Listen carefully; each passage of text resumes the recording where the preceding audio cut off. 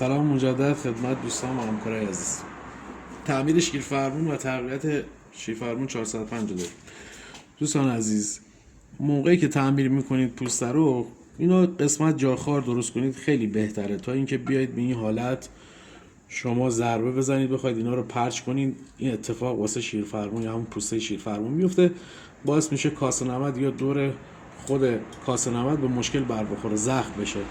اینو باید به این حالت یه دونه جاخوار واسش درست کنید.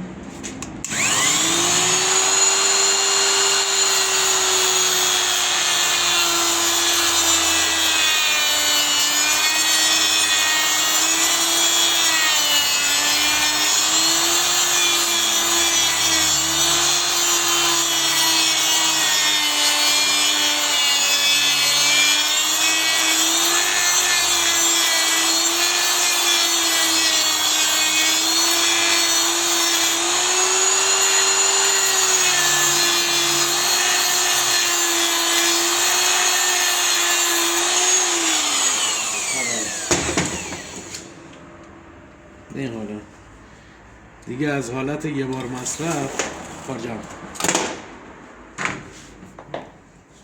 از حالت یه بار مصرف دیگه بیاد بیرون. این حالت خور میزن اینجا. هر موقع هم خواستید کاسنمد مجدد در بیارید، به این حالت کاسنمد جا میزنید، خار میندازید دورش، یا هم